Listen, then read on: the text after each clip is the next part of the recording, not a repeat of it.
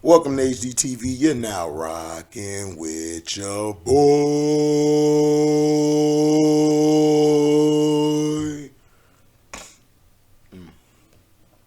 All right, so I do recap Mondays, basically on the Sunday games, and then tomorrow when I'm heading to work, I do Monday night football recap. So I'm gonna go through the games. It's not gonna be real long. I'm gonna break down the team stats. I don't really do a lot of individual. I only show you the individualism. If it serves to elaborate on the point I'm trying to make. Shout out to all the winners yesterday. Everybody who won. Shout out to CPN who won. Chiefs kicked our butt, which we deserve to get our butt kicked because, like I said, from the beginning, I was leaning toward the Chiefs. I just chose the Bucks just to choose them, but I haven't been happy with the Bucks for a while. I've told people that I don't like the way they're looking, but we're gonna get to that. We're gonna get to that. I apologize. I'm all off key now. The first game to look at, and remember tonight, Monday Night Football is on Seahawks Jose's channel. Next Monday, it'll be back on my channel. We're flip-flopping Mondays, and then Thursdays, that's all him. So make sure you go support him. So Minnesota and New Orleans, which was the early game. We started all-day football, like, for the first time ever, real early in the morning, and it was fun. Make sure you guys come by, man. We have fun over there. We talk football. You want to talk football and stuff, that's cool. And in the later hours after the games, we talk about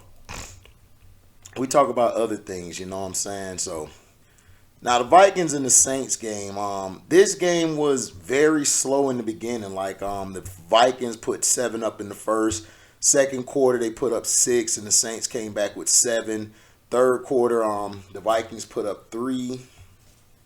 And hold on. Let me get something out. My bad, y'all. All right, so basically, they came up with 3. The Vikings came up with 3 in the third. Saints came up with 7. Now, at this point, hold on.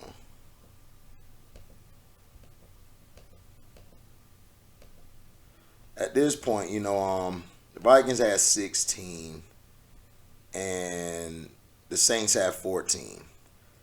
Now, in the fourth quarter, they put up 12 and the Saints had 11. It was 2 calls at the end of the game that really deterred this game from being a classic. They called illegal contact on Tyrann Mathieu, which was not an illegal contact. That's BS. It wasn't. He jammed him within 5 yards. That should have been let go. And then they threw the ball up, and Thielen should have got an offensive pass interference because he was grabbing Lattimore and then grabbed his helmet, and he got away with it. So they got saved by the refs yesterday. If you didn't see the game, don't even try to debate it. The Vikings were saved yesterday. The Vikings should have been 2-2, and the Saints should have been 2-2. Okay. So total was 28-25 Vikings. Now total yards, Saints had 338 to the Vikings 344. The passing yards, the Vikings had 263 to the Saints 227. Rushing game, Vikings only had 81. The Saints had 111. So, it was tough for the Vikings to go off. The Saints went off, with their running game. Latavius Murray down the stretch had some big runs. Dalton got scrambled for some runs, tried to get in the end zone, got stopped, but they got some touchdowns from the running game. Passing game, Olave is turning into a stud. He's turning into the best receiver on the Saints. Michael Thomas has not been healthy. He was inactive. Kamara was inactive. Landry got to play limited minutes. He had some good catches in the end zone. He did some things defensively. Lattimore, he sometimes loses cool, but as far as his defense on Justin Jefferson was amazing. They had to move Jefferson around because he was shutting them down. And Jefferson got to learn how to catch. You can't catch with your body. You have to catch all hands, and this is why he's not in my top 5 receivers. because he can't catch that good. He can't. The guy can run routes. He can get out of breaks. He can get off of the jam, but he doesn't know how to catch with his hands, and he needs to learn that if he wants to be on the top level of receivers. You know, and that's why he's not on A.J. Brown, Davante, or Cooper Kupp's level. You know, that's just that's how I feel. Now, yards per play, the Vikings had 5. The Saints had 6. First downs, 23 for the Vikings, 19 for the Saints. Third down efficiency, the Vikings were 5 of 14. And that was 36%. Vikings were 36% on third downs, and the Saints were 40. And I believe the Saints were 40%. Yeah, they were 40%. So the Saints were better on third downs. It's just that the Vikings attempted more, and that's bad. It seems like all these teams are having trouble converting on third down. When you don't convert on third down, it really messes your offense up, messes the game plan up, messes how you guys flow. Now, fourth down efficiency, both teams were 1 of 1. Total plays, Vikings ended with 67. Saints had 57. Sacks allowed was 3 compared to the Saints 2. Punts, Vikings had only 3 punts. I think they had some field goals in between, and so did the Saints. Saints had 4 punts. This is what killed the Saints. The Saints had 10 penalties for 102 yards, and especially those 2 bad penalties. They should have ended the game with 8 penalties, and they would have got the win. But penalties is what slows your drive down, people. And when you're giving up that many yards, you put your opponent in great field position to capitalize on it. Penalties, the Vikings had 5 for 35 yards. Fumbles lost. The Saints had 2 fumbles that really cost them. They fumbled the ball, and 0 fumbles lost for the Vikings, but they did throw a pick. Kirk Cousins always throw a pick, and it was 0 interceptions thrown for the Saints. The time of possession, Vikings had 32 minutes and 13 seconds compared to the Saints 27 minutes and 47 seconds. And let me see. What did it say? 32, 13. Okay. 32, 13, 27, 47. So 4 minutes and 66 seconds that the Vikings had the ball more, which isn't a big discrepancy. But the reason that the Saints lost the game was because of the fumbles, and of course, the 2 penalties at the end really cost them, which I thought were ghost penalties.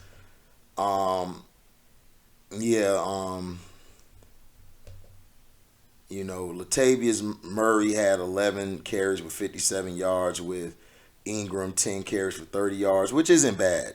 And they had Taysom Hill come in with 5 carries for 21 yards.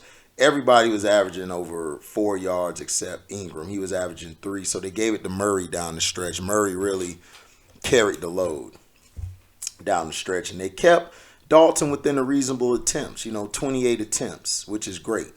You don't want him to have 35 or 38. Now, Cousins, the Vikings are not going to win games if they keep having Cousins throw the damn ball like 38 times a game. Now, Justin Jefferson had 10 receptions for 147 yards, but 0 touchdowns because he kept dropping the ball. And he got a touchdown running it in. I remember that. And Madison got a touchdown running it in. So.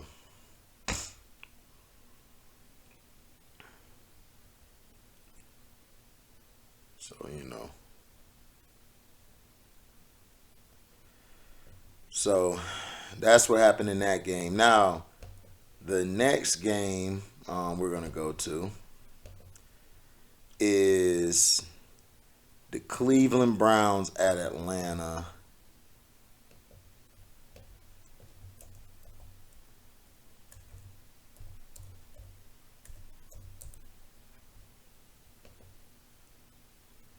Okay, the Cleveland Browns were at Atlanta. And Atlanta is slowly turning into a dark horse team. For real. Like, they're looking good. 0 points were scored for the Browns in the first. Atlanta scored 10.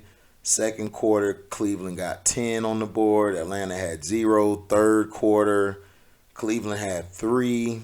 Atlanta had 0. Fourth quarter, Cleveland had 7. Atlanta had 13. So it was 20-23. Atlanta won the game.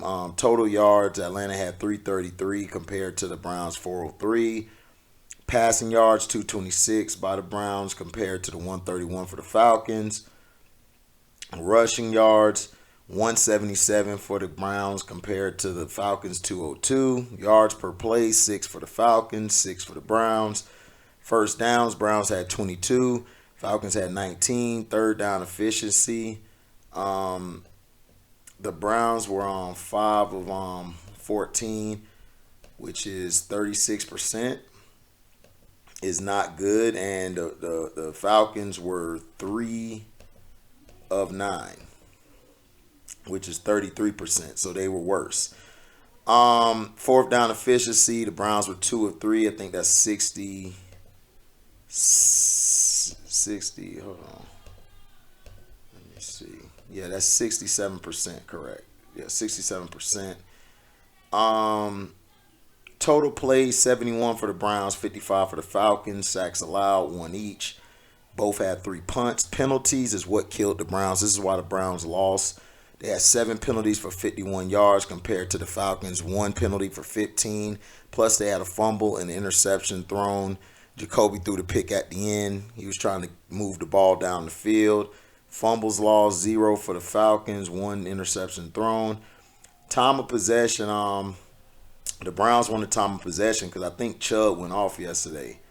You know, they had 35 minutes and 44 seconds compared to the 24 minutes and 16 seconds by the Falcons. So they won the time of possession, 11 minutes and 28 seconds. So they lost the game because of penalties mainly, and they weren't finishing in the red zone or down the stretch. And that really kills you. That's why I said third downs and being able to score in the red zone is going to separate you from the other teams. But granted, the Browns have played good without their quarterback, and they're at 2-2, which is good for what they've been dealing with. Myles Garrett got in an accident, couldn't play, and then Deshaun, of course, still suspended, which he should have never been suspended in the first place, but that's another story. So the Falcons dominated that game down the stretch. Marcus Mariota had 19 attempts.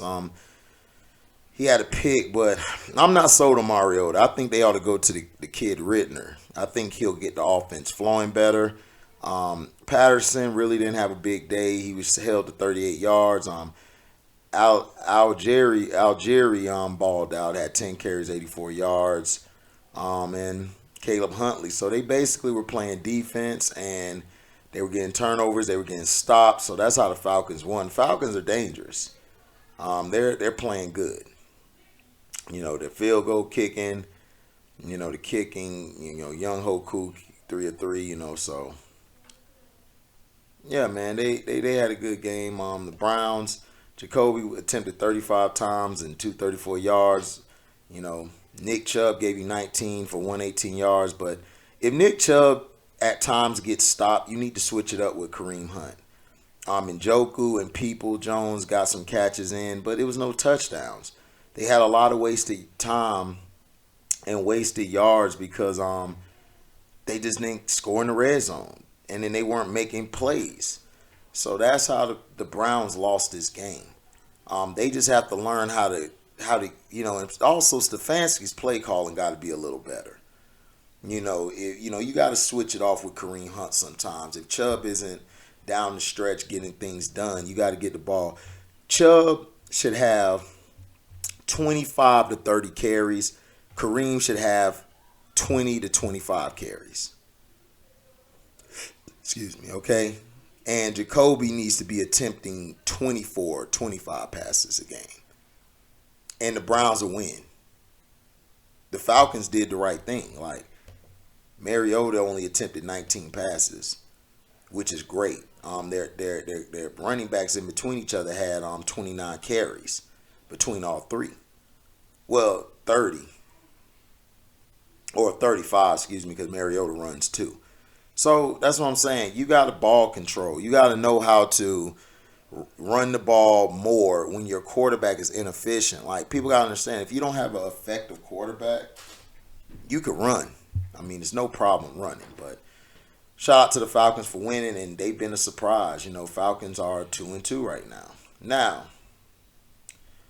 let's go to the next game. Like I said, I'm going through these games. Now, Buffalo and Baltimore, which was early on primetime game. It was early on, the Ravens dominated, but the Ravens have a problem, like I always said, is in the second half. They have not been a good second half team in the past 3-4 years. They haven't been. Like, they'll start off fast and then they'll slow down. And I blame that on Greg Roman's offense. The lack of creativity, and there's no creativity in it. And Kurt Warner, if you go to his YouTube, he'll show you. It's not good. It is not good at all. Now, the team stats: 326 total yards from the Bills, 296 from the Ravens, 201 from the Bills passing yards, 134 passing yards for the Ravens, 162 rushing yards to 125 rushing yards for the Bills. Yards per play was 5. Baltimore had 5. First downs, 22. Both had 22. Third down efficiency, the Ravens were 6 of 13, which is 46%, which is still not good. The Bills were worse with 4 of 11. You know, that was 36%. So both teams struggled on third downs. Fourth downs, Ravens were 1 and 2 is when they went for the fourth down at the end of the game. I felt they should have kicked the field goal because their red zone offense is terrible. But give credit to the Bills. They fought all game. They came back. Josh Allen got the dub, even though he was saved by the refs again. The second half was mostly penalties given to the Ravens. Like, let's be honest. 62 plays for the Bills, 64 for the Ravens. 1 sack allowed for the Bills, 2 sacks for the Ravens allowed. Punts, it was 3. Penalty yards, 9 for the Ravens, 70 yards, 4 for the Bills, 31 yards. Fumbles lost, 1, and an interception thrown. That's 2 turnovers for the Bills. 0 fumbles lost for the Ravens and 2 picks thrown. Time of possession is 38 minutes and 10 seconds for the Ravens to the Bills. 21 minutes and 50 seconds, which they won it by 16 minutes and 60 seconds. You cannot lose games like that if you're the Ravens. But the Ravens, again, they struggled on third downs. Second half, their defense gave up a bunch of points. Look, this is what happened. The Ravens put up 14 in the first quarter, Bills 3. Second quarter, 7 points to the Ravens 6. Second half, the Bills put up 10 in the third, 3 in the fourth. Ravens had 0 in the second half.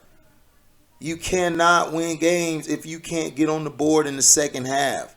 And you don't won the time of possession by 16 minutes and 60 seconds. This is a Greg Roman and John Harbaugh, and I told you guys I would have fired these guys 2 or 3 years ago. They're off, even under Joe Flacco. John Harbaugh's offenses were very stagnant, and they struggled. They just had that lucky run to the NFL in the playoffs to get to the Super Bowl because the defense woke up and Anquan Bolden balled out of his mind. Ray Rice was destroying on the ground game. But they don't even have a ground game. And then the penalties, we know the game is controlled. We know they want the Bills to win. All the flags, all these ghost flags being thrown, which was BS, shouldn't have been thrown. But come on. When Josh Allen points at the ref after he got sacked, and it was a clean sack, that's when I was done with this game. They screwed the Ravens in the second half. Like, terribly. And I like the Bills. I don't have no problem with the Bills, but I have a problem when you make it obvious who you're going for.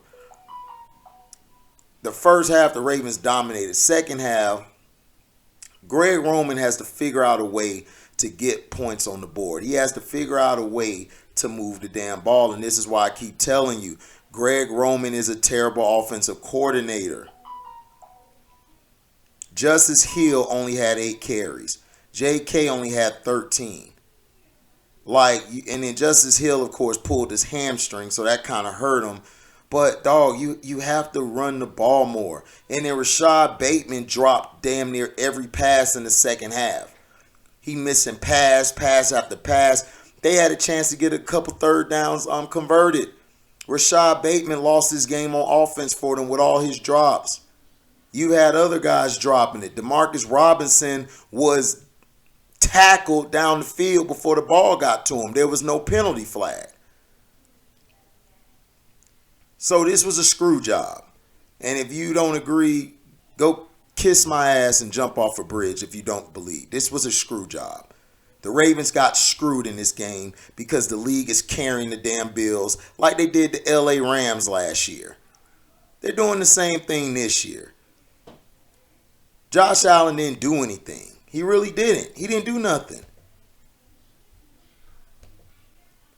He didn't do anything. And plus, he's throwing the ball way too much. He threw for 36 attempts. 36 attempts. He completed 19 passes out of 36. That's 53%. Do you know what Lamar did? But since y'all want to say Lamar isn't accurate, Lamar threw for 20 of 29, 69%. If you take away those turnovers, Lamar Jackson outplayed Josh Allen yesterday. So I don't want to hear this crap that Lamar isn't accurate when he's been accurate. The problem was the play calling and the receivers dropping the ball. They're not going to tell you this on the sports shows. All they're going to tell you is Lamar threw the interceptions. And then how Josh Allen played like crap the whole game and got bailed out by the refs again. It's crazy. All the Ravens penalties came in the second half. They just took the Ravens out of the game. And the defense once again, got screwed for making a play on Josh Allen because it would have been 4th and long. They would have had to kick a field goal or punt the ball. They gave Josh Allen a penalty when it wasn't, and he pointed to it. If you don't believe me, go watch the game at the end when he points at the ref. It was a screw job. Ravens should have beat the sorry behind Bills, and the Bills are overrated. If you think this team is a championship team, you're an idiot. And Greg Roman and Harbaugh need to lose their job for, again, mismanaging down the stretch in situational football. Kudos to Lamar for taking the blame because he's a leader. He is a true personification of character. He took it on the chin, but the problem was the refs down the stretch, the play calling, and the drop passes. Again, and Lamar Jackson accounts for 80 to 90% of the Ravens' offense. If he gets hurt, what do you think the Ravens are going to do? And that's a shout out to that dumbass white boy Bishop, whatever his name is. Idiot. Talking about Lamar don't deserve any money. You dumbass white boy. You ought to get slapped on your damn mouth. Pissed off because they got screwed like that. They robbed us of a real good finish. Now, next game was Washington and Dallas, and I'm not going to get into this game. Look, I'm just going to tell you what happened. I don't even need numbers because I watched this game. The Washington Commanders need a quarterback. This is what you get when you go get Carson Wentz. Matter of fact, I'll break it down. Because the Commanders are trash bags. Trash bags. Dallas went in there and they had a great game. Cooper Rush only attempted 27 passes. Why can't y'all do that when Dak plays? Why is Dak always throwing the ball? Why aren't you running the ball consistently? You understand? Now you got total yards. You got the Cowboys with 279, the Washington's 297, passing yards 155 for Washington to Cowboys 217. Rushing yards, Cowboys at 62 compared to the Commanders 142. 4 yards per play for the Commanders, 5 for the Cowboys. 17 first downs for the Commanders, 15 first downs for the Cowboys. Third down efficiency, both teams were 5 of 15, which they need to work on. That's only 33%. Fourth downs, 0 for 2 for Washington because they were trying to get back in the game. Total play, 0-0 from the Cowboys. 71 points for Washington. 71 plays for Washington, 57 for the Cowboys. 2 sacks allowed for Washington, 1 for the Cowboys. 6 punts between both teams. This is why the Washington Commanders lost the game. 11 penalties for 136 yards. They were getting penalized because they weren't doing what they're supposed to do. Discipline. Something Ron Rivera knows nothing about. 4 penalties for 20 yards for the Cowboys, which was surprising. 0 fumbles lost on both sides. 2 picks thrown for Washington. 0 for the Cowboys. Of course, Washington won the time of possession. They were at 33 minutes and 6 seconds. And then you had the Cowboys at 26 minutes and 54 seconds, but they scored fast a lot of times. So they lost the possession by 6 minutes, 52 seconds. No biggie. First quarter, Dallas had 3, Washington 0. Second quarter, Cowboys had 9, Washington had 7.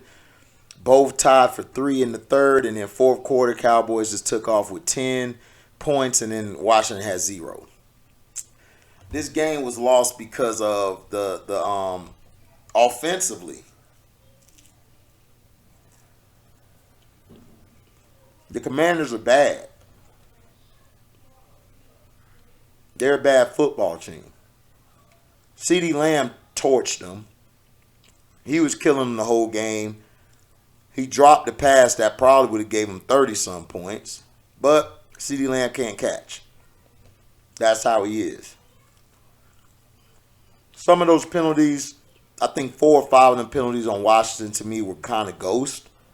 But, hey, Cowboys always do this. They start off fast. They beat up on their division opponents. I still don't think they're going to beat the Eagles. And if they beat the Eagles, I'll give them props. That means the Eagles really aren't ready. But I saw the Eagles yesterday, and against the Commanders, I saw them blow them out in the first half, and it was over, and they held the lead. All the Eagles have to show is that they can score in the second half. But see, the Eagles have something we call offensive coordinator who actually can run plays, unlike Greg Roman. Now, Trayvon Diggs got a nice pick, but Trayvon Diggs, he still, to me, is a gambler, and I don't really like cornerbacks that gamble, especially as much as him.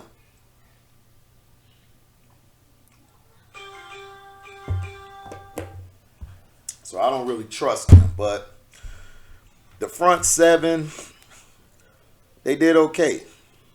They stopped the run, which was big. They stopped the run. They played their defense, man. Dallas played a complete game. They ran the ball.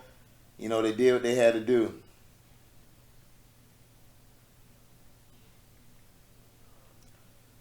So, you know.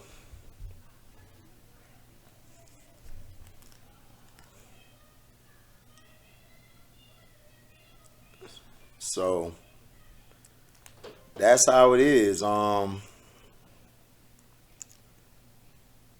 Cowboys dominated. They did their job. They did what they had to do. So kudos to the Cowboys. They're 3-1.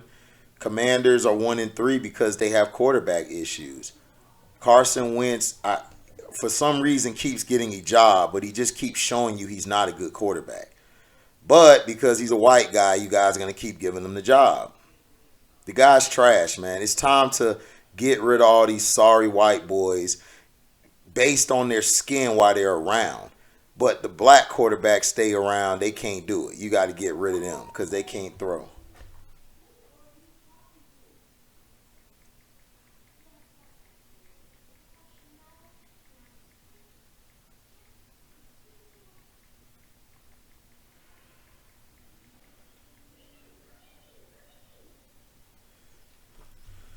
So this is the thing I'm trying to say to you guys is that Gibson is being underutilized. To me, he's a good back.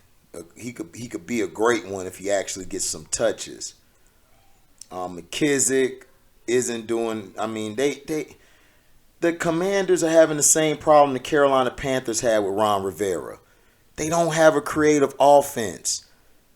They don't. Like with Ron Rivera, with Cam never ran that type of offense in college. Cam ran an offense that predicated around his arm and his legs. And he was effective. He was throwing over 200 yards or 300 yards a game, damn near. This guy just does not know how to coach. To me, he's Jeff Fisher. He's nothing but another Jeff Fisher. A guy who was saved by a black quarterback, taken to a Super Bowl, and treated the black quarterback like shit. That's what they do. And if you don't believe me, go look at the history. They're both quarterback killers. But Carson Wentz was trash to begin with. And he should have been out the league. Because nobody wants to play for him. They don't even look like they like the guy. Like the guy he just probably comes off as a douche. And he does. There's some people like that. No matter how much they try to sprinkle a little sprinkle on the turd, it's still a shit. It's still shit. So it's like, come on. Now, Seattle and Detroit. Detroit does the same thing. Detroit always has a team. They don't never put it together. It was so much promise for this team. It's like, what is going on? You know, what is going on?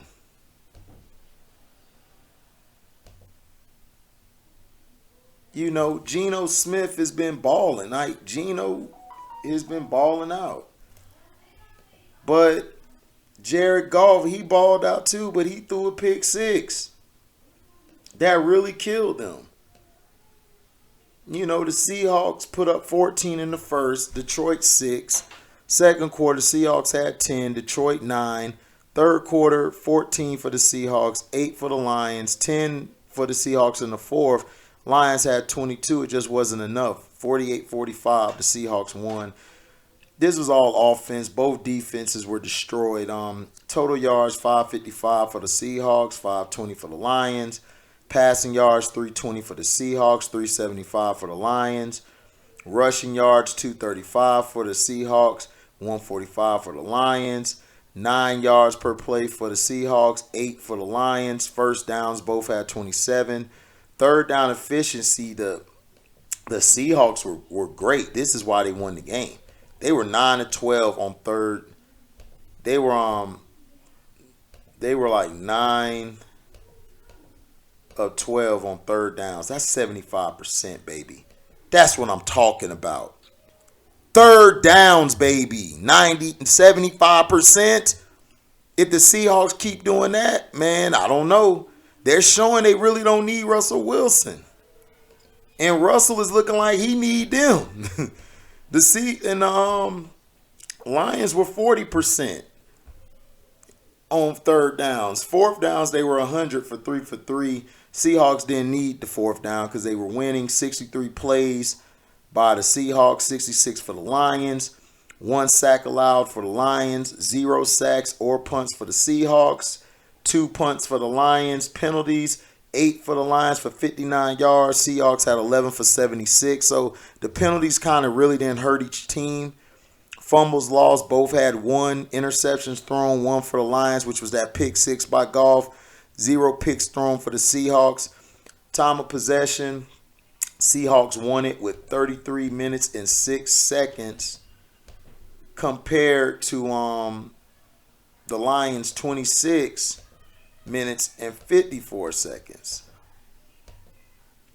which is a 6 minute and 52 second difference, which is big. Now, the Lions lost this game because defensively they couldn't stop nobody. That's all that happened. They couldn't stop nobody. DK Metcalf went off, and the Lions, like, that pick 6 really hurt the Lions. If Goff wouldn't have thrown that pick 6, they may have won. That is a momentum killer. Jamal Williams balled out. He got some touchdown. Hawkinson, the tight end, got, and even the Seahawks, like Rashad Penny went off. for 100 yards. They found him a back now. DK Metcalf and Tyler Lockett went off. You know, they balled out defensively. Both defenses were trash. But the Seahawks defense won because they got a pick six. The Lions have to learn discipline. This is why the Lions, nobody takes you seriously. And Detroit T, you're right. They're the same old Lions. I was wrong. Like I told him, I said, bro, I was wrong. I thought I saw change, but nope. Same old Lions. Same old Lions. Trash. Now, next game, Chargers bounced back against Houston Texans. And basically how they won is the LA Chargers, they did what they were supposed to do. They ran the ball. It's like, bro, they gave the ball to Ekeler. Herbert is still throwing the ball too much. But they mixed in Ekeler. Now, the total yards was 419 for the Chargers to the Texans 346. Passing yards 338 for Herbert 338 for the Chargers to 215 for the Texans. 81 yards rushing for the Chargers to 131 for the Texans. Yards per play 6 for the Chargers and 7 for the Texans. First downs, Chargers had 22 to the Texans 16. Third down efficiency. Now the Chargers were 8 of 16 for third downs. That is 50%. That's average. That needs to come up some more. They got to be better because third downs is going to count when the games start counting, when you're in the playoffs. If you're not good on third downs, you're going to get ran off the field. Or unless the other team is worse on third downs than you, that's the only way you'll win, which the Texans were. The Texans were 4 of 12, which is 33%. Fourth down, Chargers were 1 of 2, 50% to the Texans, 0 and 2. Total plays 67 by the Chargers to 53 for the Texans. Sacks allowed 4 by the Texans, 1 for the Chargers. 4 punts for the Chargers, 3 for the Texans. Penalties 6 for the Chargers for 61 yards. Texans 9 for 67 yards. Fumbles lost 0 for the Texans, 1 for the Chargers. 0 picks thrown for the Chargers, 2 for the Texans. Time of possession, the Chargers won 31 minutes and 39 seconds compared to 28 minutes and 21 seconds by the Texans, which will give you a differentiation of 3 minutes and 18 seconds. Not bad. But here it is in the first quarter. Chargers had 7. Texans had 0. Second quarter, Chargers exploded for 20. Texans had 7. Third quarter, Chargers had 0. Texans had 7. Fourth quarter, Chargers had 7. Texans had 10. So 34-24 was the score. And the reason the Texans lost was Davis Mills, their quarterback, threw 2 picks. Can't turn the ball over. Can't turn the ball over, especially when your running back, Dameon Pierce, gave you a TD, 131 yards on the ground, he was averaging 9 yards per carry. So every time he touched it, that means he broke. And in receiving, they got a guy named Nico Collins. Shout out to Christian. He told me about him. Nico's pretty good. He balled out. I mean, he only had 3 receptions, but he had 82 yards. But you got to capitalize. The penalties killed them and the lack of third downs. When you're not doing, it's the same thing I said about the Ravens. If you don't do well on third downs or don't do well in the red zone, you're not going to win a lot of games. And that's the problem with the Texans. The Chargers, they came back. Herbert's still throwing the ball too much. I'm telling you, Brandon Staley needs to be fired. Like, for real, he is going to run Herbert into the ground. The only difference is Mike Williams just went out of control, getting the yards. He didn't score, but got the yards. Everett balled out. Ekeler was the reason they won because he ran 13 carries for 60 yards. He averaged 5 per carry, got 2 touchdowns. In the receiving, he had 6 receptions, 49 yards, and he had a touchdown and was averaging 8 yards. So if you combine the 49 yards receiving to the 60 carrying, that's almost like he was running the ball. He had over 109 yards, which is great. And then he had 6 receptions, and then he had 13 carries. So you had the 6 receptions with the 13 carries. That's big time. That's 19 combined touches you had. If you're not going to run like that, at least give Ekeler the ball out the backfield, because Ekeler is your guy on offense. He's your valuable piece. And the Chargers are back 2-2, and they got a chance to really go for the division, because I didn't see nothing really from the Chiefs that made me feel like they're that much head and shoulders over them. But they're the Chargers. They're going to find a way to choke. So congrats to the Chargers. They're 2-2. They got to learn how to close. That's their only problem. Brandon Staley doesn't incorporate the running game enough to close. That helps you close when you're completing third downs and you're running the ball. So they're 2-2. Congrats. Texans, I hope you bastards go 0-16 for what you did to Sean Watson, allegedly. You bastards. Good. I'm glad you suck. Sorry asses. Now, let's go to the next game. The next game was okay. The next game was Tennessee and Indianapolis. You know, them Titans, they came up big. Excuse me. They came up big. King Henry finally got back on track. They did what I told them to do. They held Tannehill to only 21 attempts. King Henry took over at 22 carries. If you get a ball to Henry 20 to 25 times a game, you're going to win. Like, I don't care if he's not getting a lot of yards. Give him the ball. He's your offense until y'all get a quarterback that's reliable. Whether it's Willis or another guy, you need a quarterback. Tannehill's not that guy. Titans put up 14 in the first.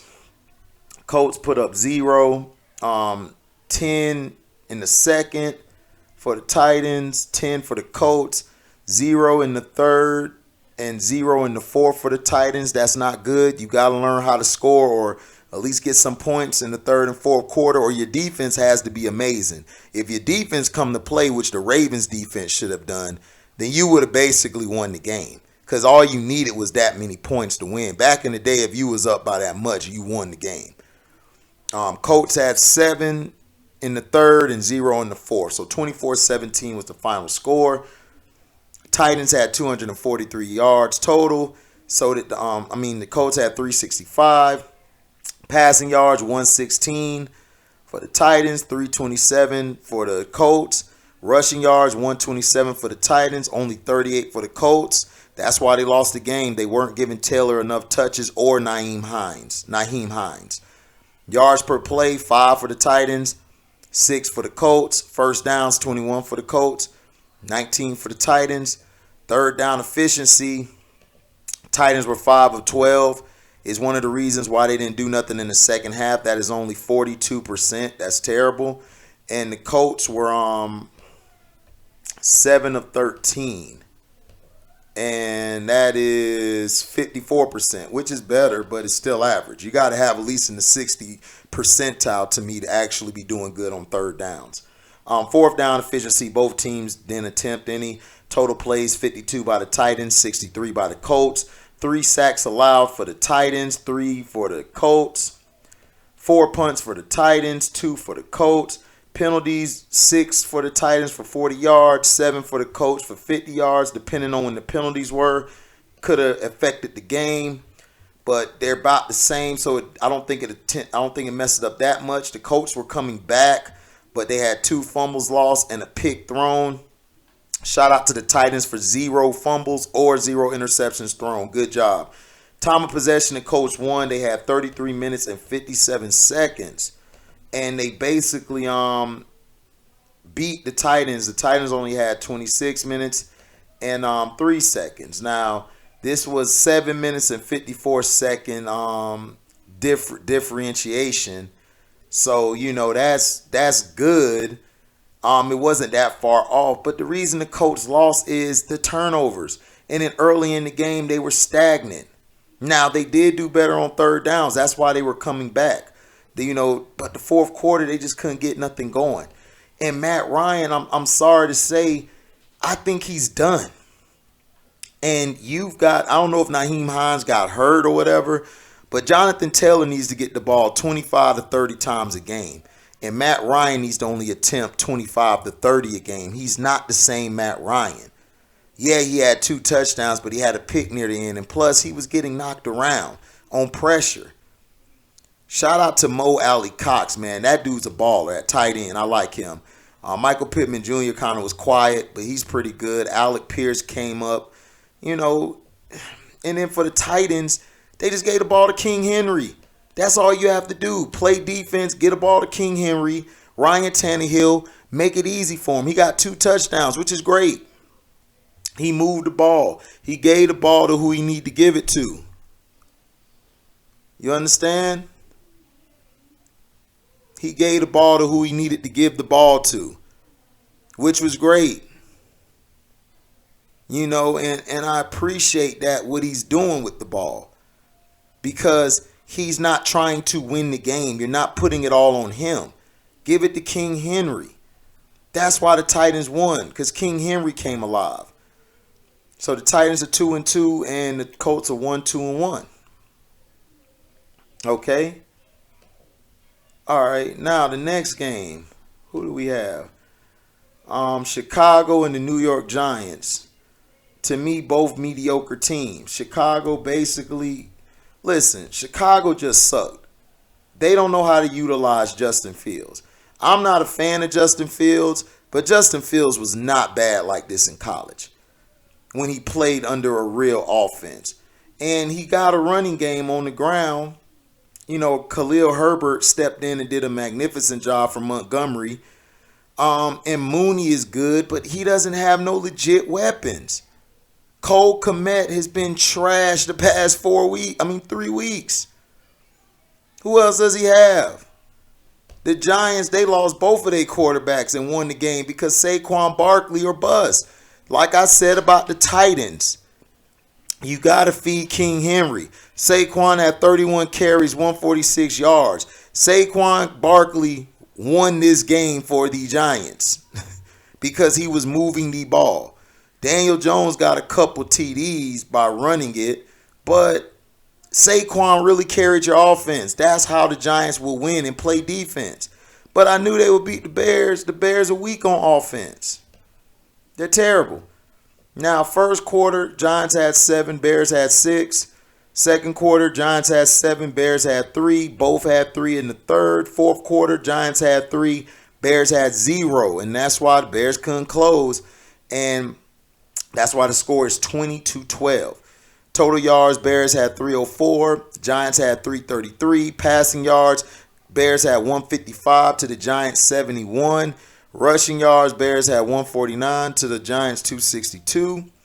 5 yards per play for the Bears, 6 for the Giants. First downs, 21 for the Giants, 16 for the Bears. Third down, the Bears were 5 of 15, which is not going to help you in no games. That's 33%. That's what killed them. Giants, 6 of 14. That's what killed them, 43%.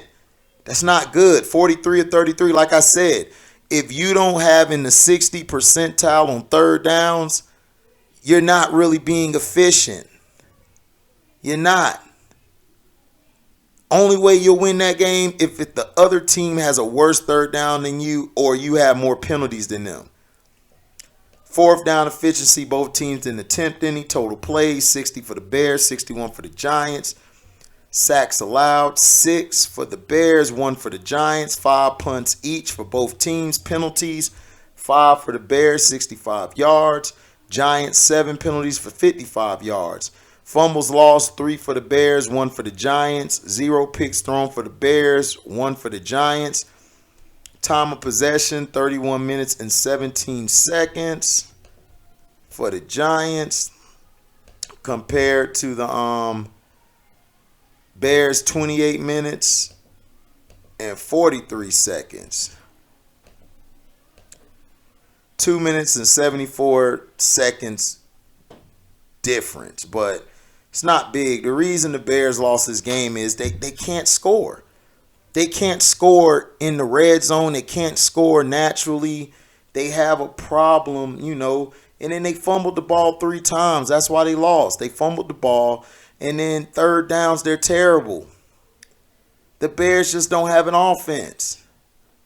I mean, look, if you guys never wanted Justin Fields, y'all should have never drafted him. You guys aren't utilizing him right.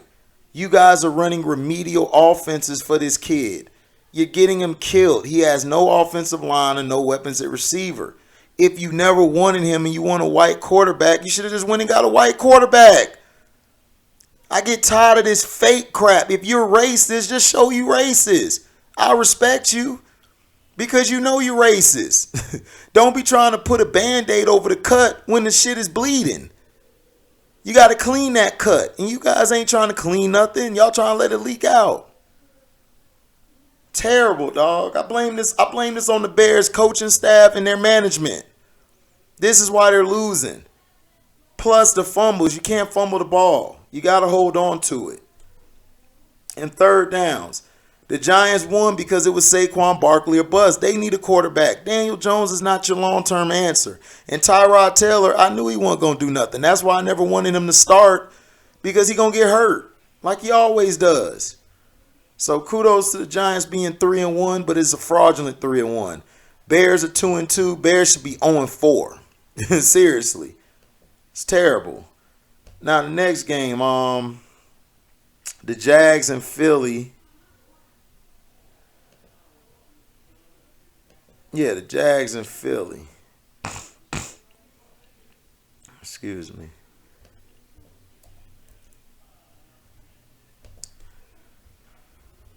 So the Jags and Philly.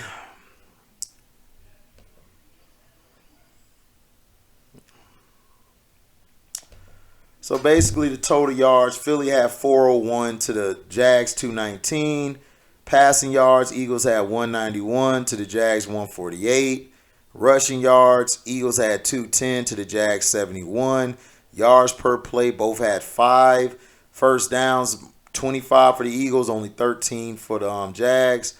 Third down efficiency, the Jags were 2 of 7, which is horrendous. That's only 29%.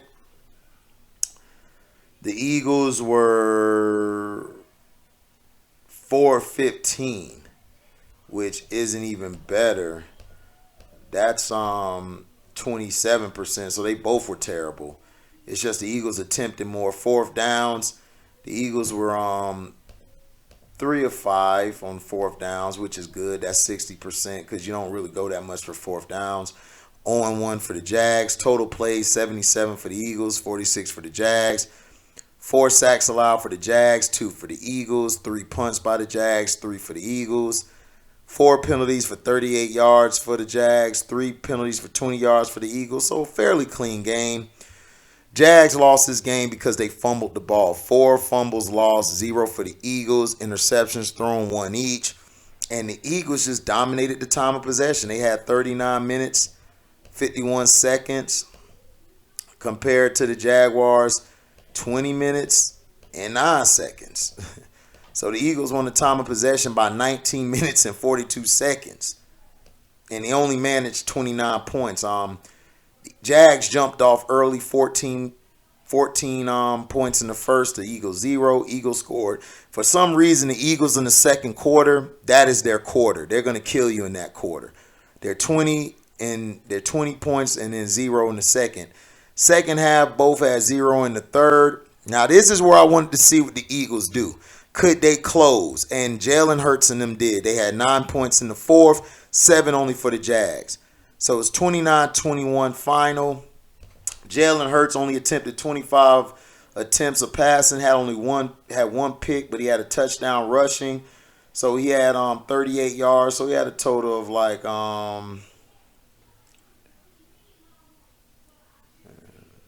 so he had like 248, I believe, 244, excuse me, total yards. He got a touchdown. Miles Sanders balled out. He had over 100-some yards, and he got the ball. The Eagles were listening to me. They ran the ball, 27 carries. Your running back should have between 25 to 30 carries, for you to be successful. If your running back only has 10 to 15 carries, you're not going to win down the stretch. A.J. Brown balled out yesterday. He did have a drop down the stretch to kind of close the game, but the Jaguars fumbled because the Eagles defense came alive. Reddick, shout out to Reddick. He forced the fumble on Lawrence, and it got turned over. So that's why they lost the game. Lawrence, 23 attempts, 2 TDs a pick, but he had a lot of fumbles. You know what I'm saying? And then ETN Jr., James Robinson only had 8 carries apiece. Listen, they have to have at least 15 to 20 carries apiece. I'm serious. That's the only way that your team will take off. But I think the Jaguars will clean it up. I still think they could take the South. I think them and the Titans are going to go for it in the South again. Now, historically, the Titans own the Jags, but we'll see what happens when they play each other. Like the Jags own the Colts and then the Titans own the Jags. So it's crazy. But kudos to the Eagles. They proved that they could close down the stretch. That's what I wanted to see from them. But they have to clean up their third downs. The third downs have to be better. You can't be averaging 20% on third downs. You're not going to win. Like I said, you have to be in the 60 percentile or the high 50 percentile if you want to be winning. And Hurts can't throw a pick. Got to keep the ball, man. You had too much time of possession to only have 29 points. That's not good. You know, that means you guys are getting stagnant in the red zone. That means you're not very good in the red zone or very good on third downs. I mean, facts. Now, let's look at the next game. The next game was the New York Jets and Pittsburgh. And shout out to Outlaw and the Jets, man. They've been balling out, even though that was a fumble at the end of the game. Because the guy, by the time he got almost over the plane, the ball came out. It never broke. And I saw the replay again. And like I said, one of these days I'm going to show you that play again. Zach Wilson really looked terrible. Like, he wasn't good, but it was his first game. So I'll give him a pass. So let's see. The Jets had 3 in the first quarter, Steelers 0. 7 in the second quarter by the Jets, 6 for the Steelers. Then the Steelers made a quarterback change because Trubisky was sucking it up. Pickett really didn't do any better. He threw some picks. You know, he's young. I think he'll be better going forward. I will let him start because Trubisky, you know what you're going to get with him. 7 points for the Steelers in the third, 0 for the Jets. 14 for the Jets in the fourth, 7 for the Steelers. So it was 24-20. Jets are 2-2 and the Steelers 1-3. Total yards, Jets had 348 to the Steelers 297. Passing yards, Jets had 250 to the Steelers 178. Rushing yards, they had 98 to the Steelers 119. Yards per play, both had 5. First downs, 19 for the Jets, 20 for the Steelers. Third down efficiency, 6 of 15 for the Jets. So let's see, that's 40%, which isn't good for the Steelers. Steelers has 6 of 12, which is 50%, which is better, but not that much better. Fourth down, both teams attempted 1 of 1, 100 for both. Total plays, 67 for the Jets, 60 for the Steelers. 1 sack allowed for the Jets, 3 for the Steelers. 5 punts for the Jets, 4 for the Steelers. 7 penalties for the Jets and 8 for the Steelers, but 7 for 64 yards for the Jets, 8 penalties for 55 for the Steelers. Both had 0 fumbles lost. Jets had 2 interceptions thrown and the Steelers had 4. So that's the reason why the Steelers lost. They had 2 more turnovers, you know, and then the Jets down the stretch, that wasn't a touchdown. The guy fumbled the ball. But hey, give the Jets their credit. They fought. They did what they're supposed to do. They held on. But that was BS down the stretch. Now, 30 minutes and 1 second for the Steelers in time of possession, 29 and 59 seconds for the Jets. So 42 seconds was basically the differentiation, which, okay, it was an even game. This was a great game, like going at it. But first half, Mitch Trubisky was terrible, so they had to get him out of there. He was terrible. He couldn't get nothing going. And they put Kid in, Pickett. He threw 3 picks, but he can clean that up. Najee Harris has to get the ball more times than 18 carries. I'm sorry. He got to get at least 25 to 30. You got to do him like Saquon until you get the offense going. Pickens balled out, man. He was getting the ball. Fire him up, did good. Deontay did okay. So defensively, the Steelers are tough defensively. They were stopping the run, from the Jets. The Jets barely got to 98, but the Steelers got to clean up their turnovers and third downs. They got to be a little better, and I think the Steelers will make some noise in that North.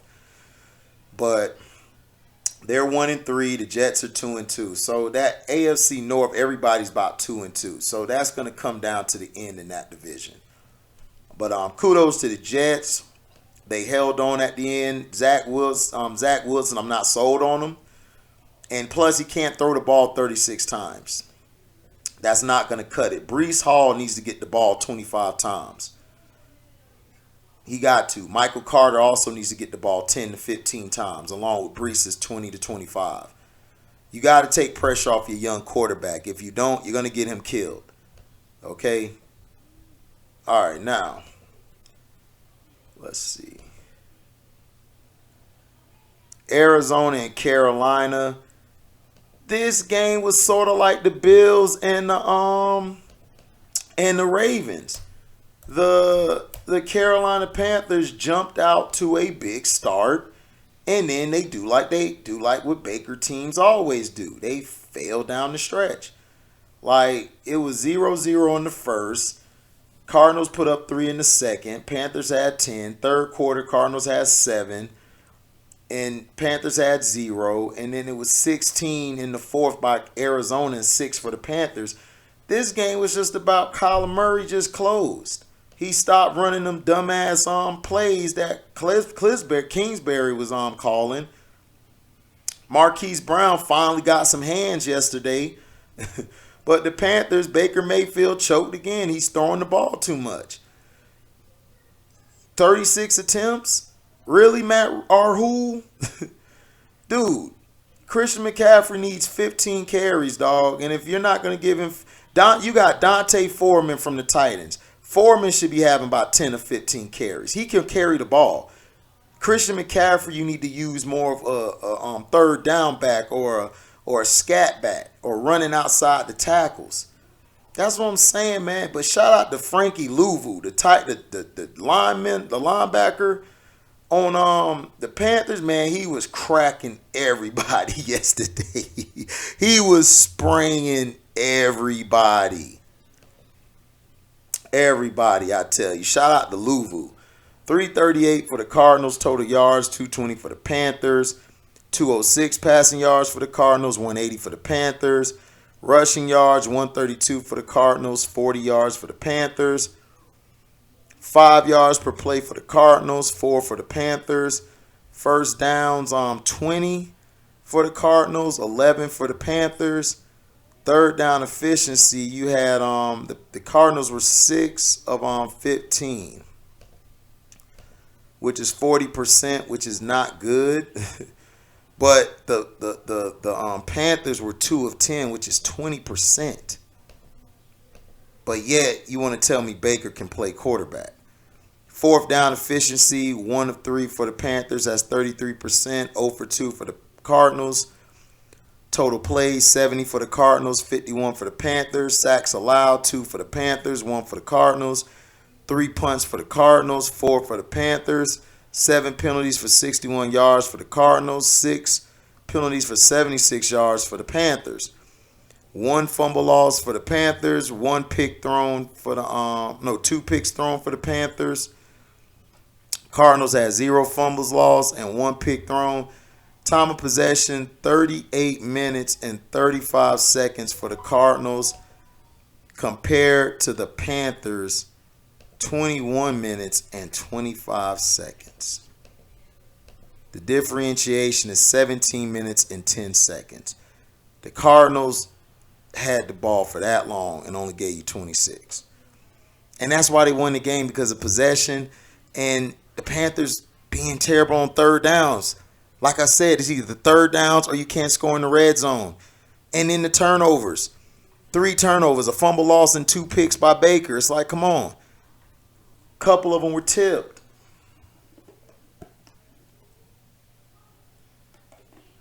That's why I tell you. Baker is not that guy. And he's proven it.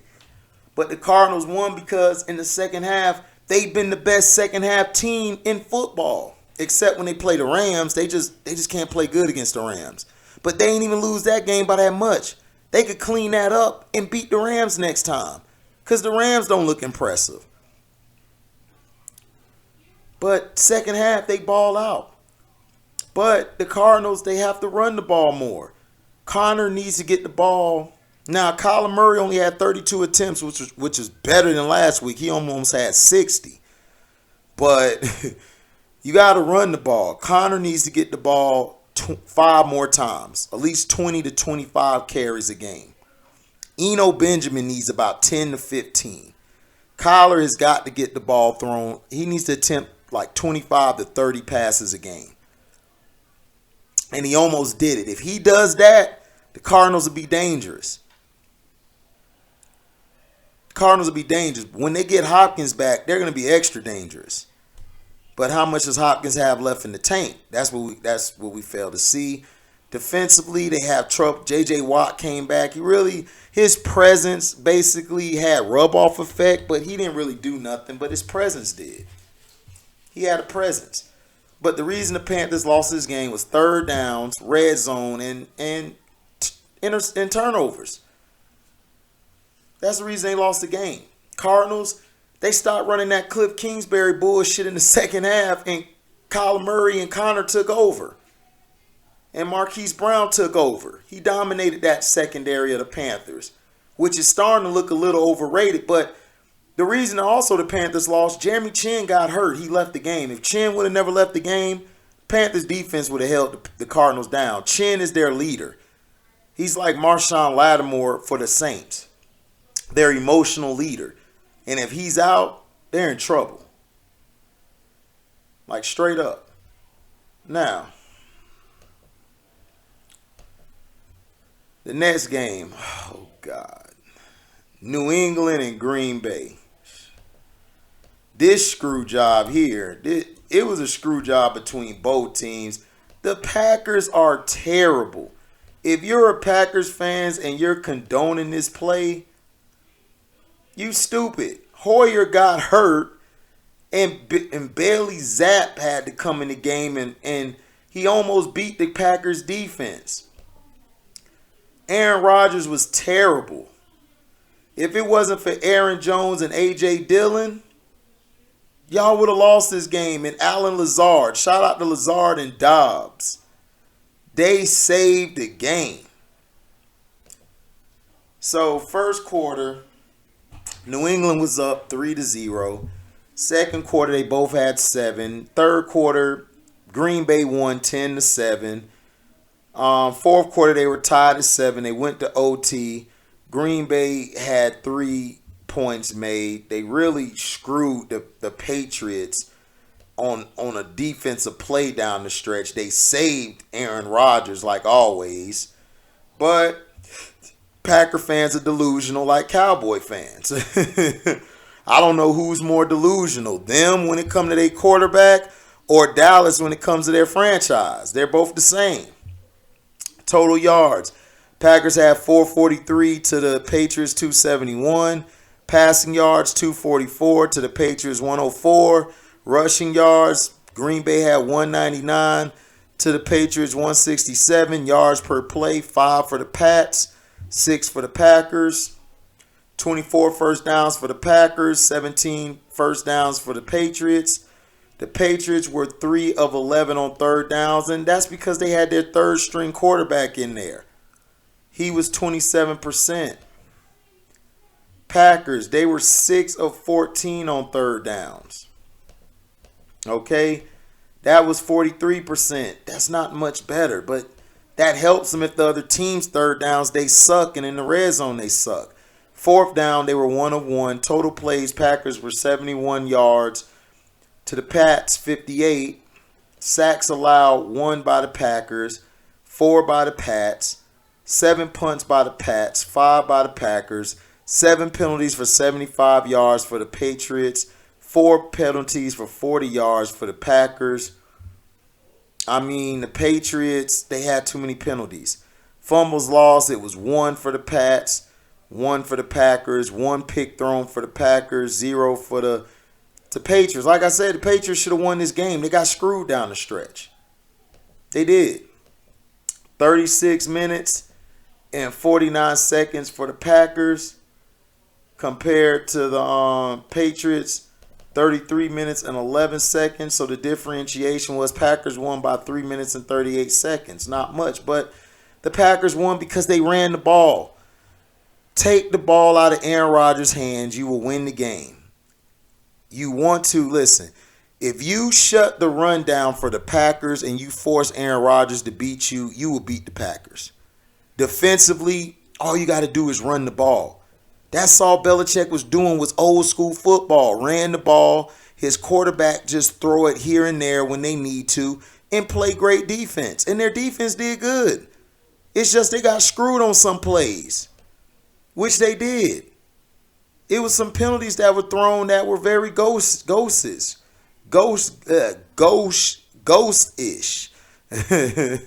You know, ghost penalties.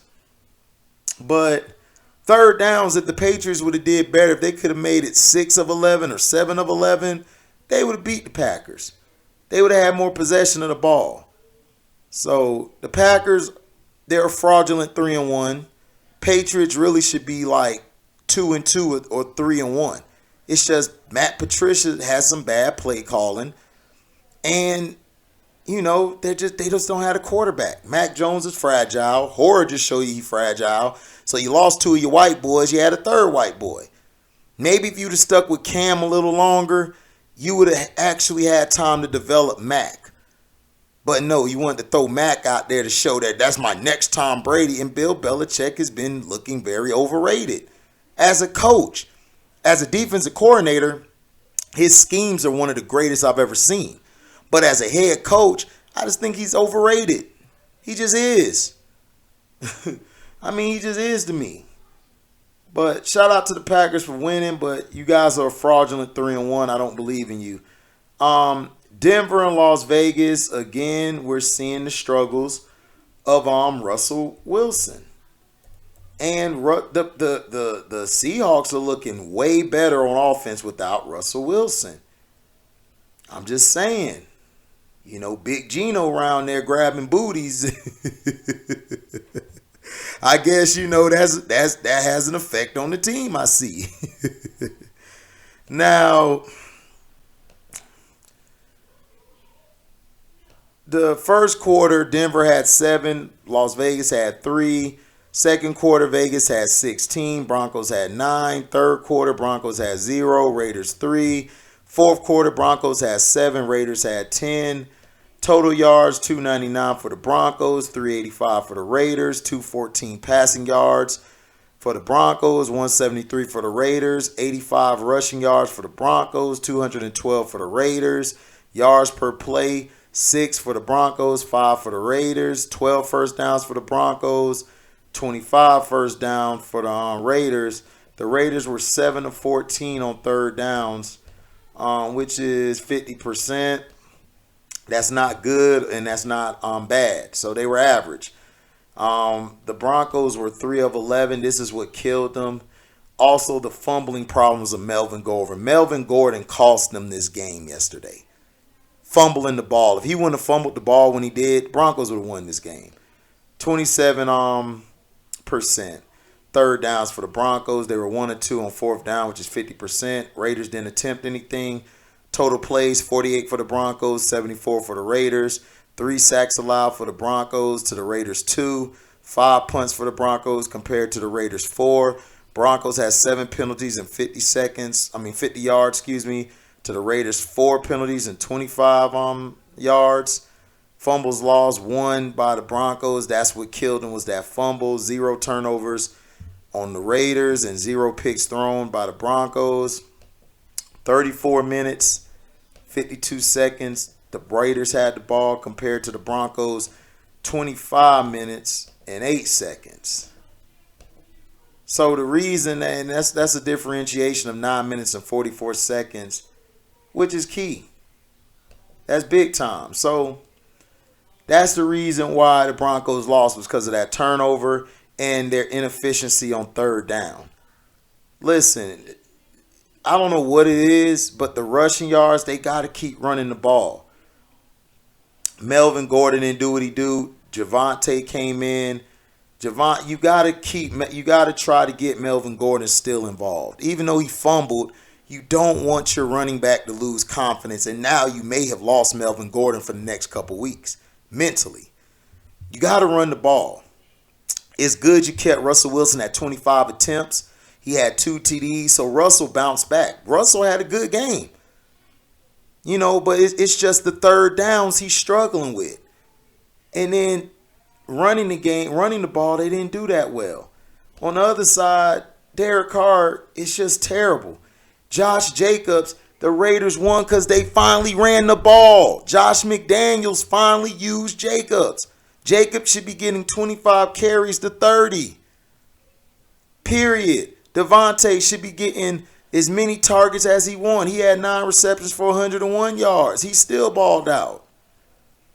He's the best receiver in the league or in the top 3. He's showing you what's up, and he did his job. But Josh McDaniels has to learn how to run the ball. That was his problem in New England. He don't run the ball enough. But kudos to the Raiders for finally getting a win.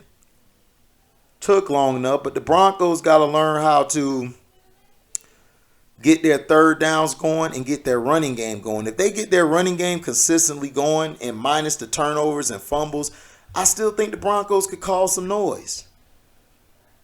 They're 2-2, Raiders 1-3. Hey, it happens. They could bounce back. But they lost that game because of Gordon's fumble and lack of third down efficiency. That's what messed them up.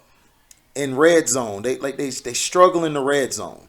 Raiders won the game because they ran the damn ball and they gave their defense a break and they took the pressure. But Carr can't be throwing 34 times. He got to throw between 20 to 25 times. You got to give Jacobs the ball and also incorporate another back to get at least 10 carries while Jacobs gets 25 to 30. That's what you need to do. And Devontae needs to get the ball as much as possible. Okay? Now,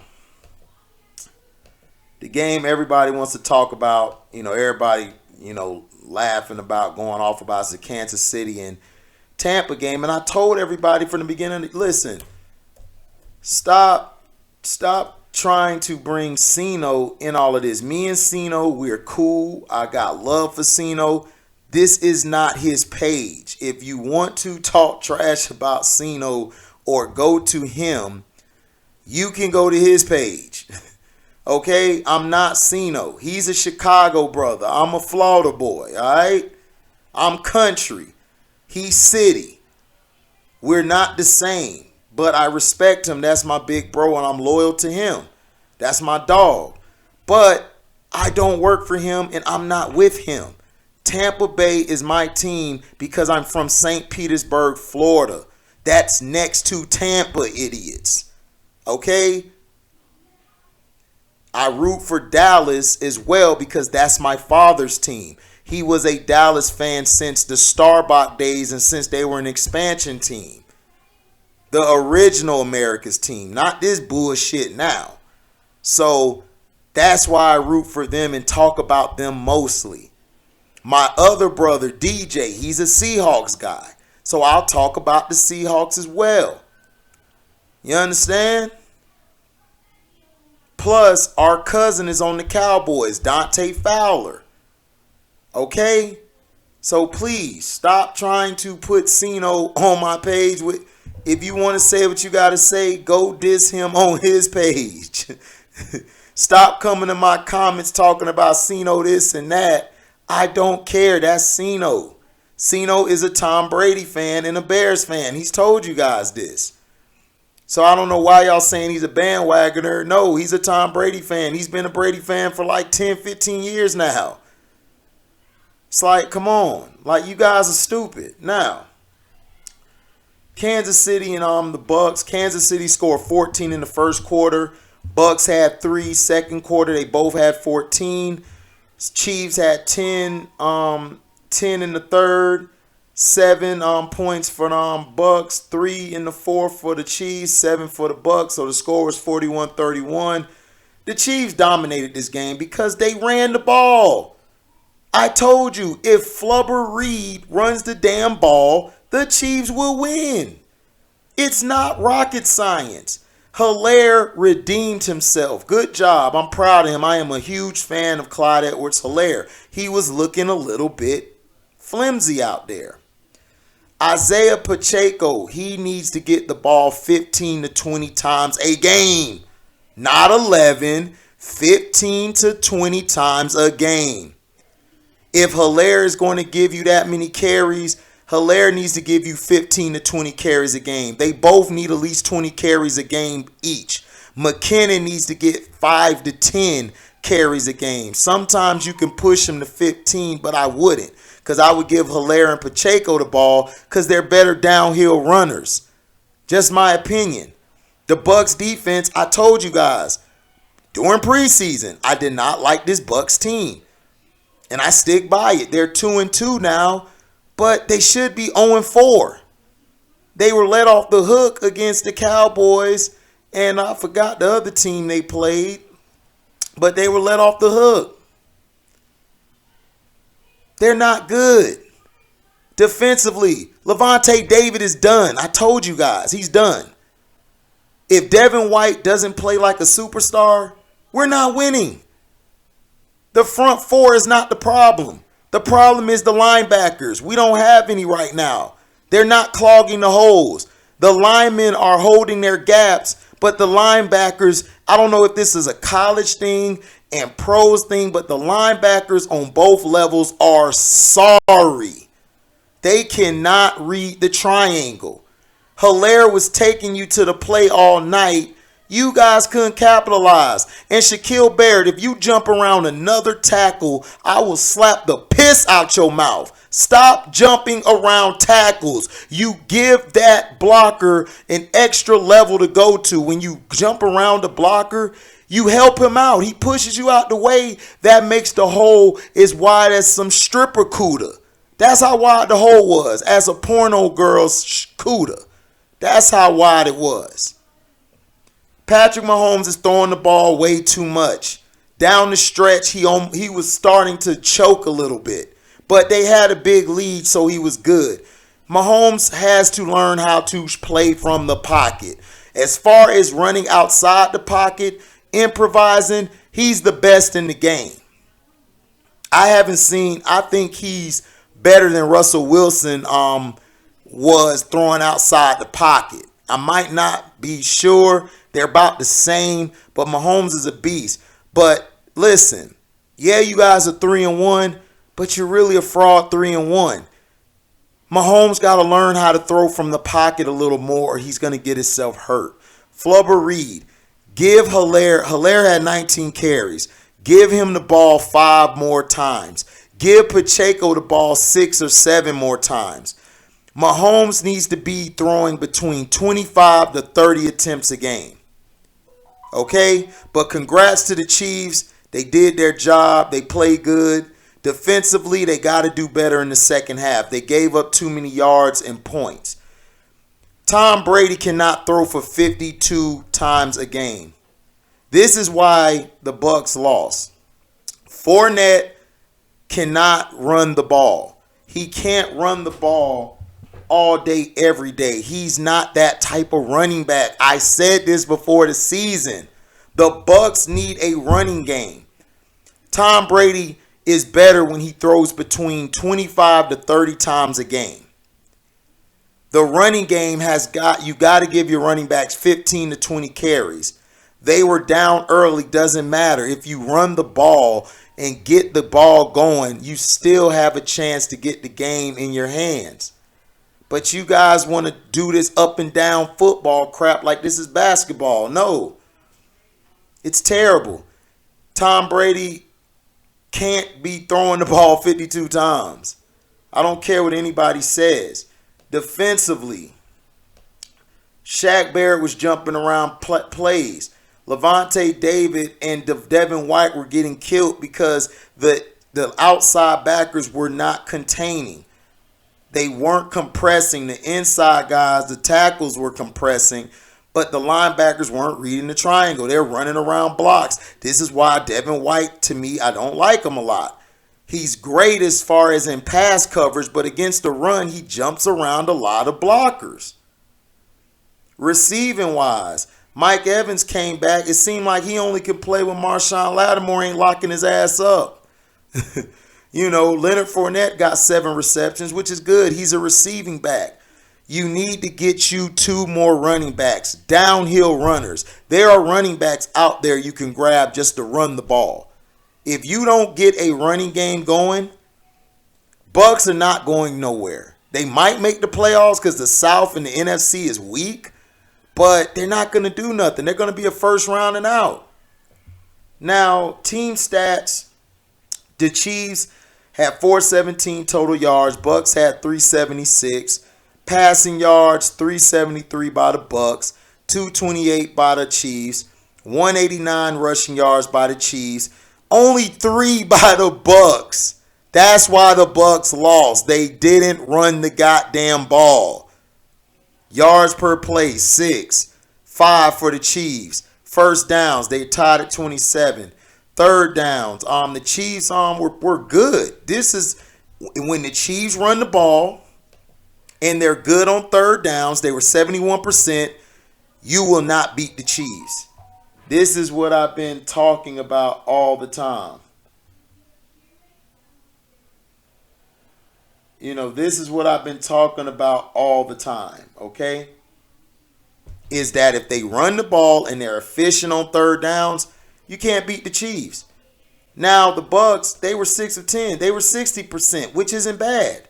That's good. But you have to run the ball, or it doesn't mean anything. Fourth down, Chiefs were 0-1. Bucks didn't attempt any. 77 plays for the Chiefs, 59 for the Bucks. Sacks allowed, 3 for the Chiefs. 1 sack allowed for the Bucks. 1 punt for the Chiefs, 3 for the Bucks. 4 penalties, 32 yards for the Chiefs. 5 penalties, 40 yards for the Bucks. It was a clean game. It was a fair, clean game. Fumbles lost. The Bucks had 2 compared to the Chiefs, 0. 1 pick thrown by the Chiefs, which Mahomes was trying something. I didn't like the throw he made. He should have just threw it out of bounds. And 0 picks thrown by the Bucks. Time of possession, the Chiefs whooped our ass. 38 minutes and 38 seconds compared to the Bucks 21 minutes and 22 seconds, which the Chiefs won 17 minutes and 16 seconds. Hence, they got 41 points. Shout out to the Chiefs. They exposed the Buccaneers. What I've been saying for the week. So Bucks fans and Tom Brady fans, stop overrating the team. Carcino, that's him. Stop putting me with Cino on the Bucks. I watch the games. He watches it too, but I watch it from a coaching standpoint. I told everybody the defense is not good. They're not good against the run. They're good against the pass, but they're not good against the run. The reason the Chiefs beat us in the pass game yesterday is because they killed us with the run. When you run the ball, Flubber Reed, this is what happened. This is why you didn't win Super Bowls with McNabb. You were trying to throw all the time instead of run the damn ball. Run the ball. You are going to get Mahomes killed if you keep doing this, having him attempt 37 to 50 attempts a game. Mahomes needs to be throwing between 25, 30 times. Pacheco or Hilaire needs the ball 20 to 25 times a game. Preferably 15 to 20 carries between both of them. And McKinnon on the ground needs 5 to 10 carries. And in the passing game, he needs to at least touch the ball. He needs to have at least 6 to 7 targets, almost 10. Because he's very effective, James White was for the Patriots in that third down. So that's my assessment. Let me know what you thought about my assessment. If you liked it, loved it, or not, make sure you like, comment, subscribe to the page. Hit the notification bell to select all to receive upcoming notifications. And if you love what you hear, you can hit the description box up, hit the link to my Cash App, and donate whatever your heart's desire. I'm also on Zelle. You can go to Zelle. You can find me under Welcome to HDiiTV. You could donate on Zelle as well. If you guys want to, super chat, you guys could super chat during the live or when this video premiere, or you could leave a super thanks if you don't make the live afterwards. So thank you guys, man, for your love and blessings. Great day of all day football yesterday. After the Monday night game, I will give the rankings on who's winning between me, Scrub, One True, S Young, and Detroit T. Right now, Detroit T is leading, but by not that much over Scrub. Let's see if Scrub or whoever takes over this week. Thank y'all for listening, and I'm out. Deezy.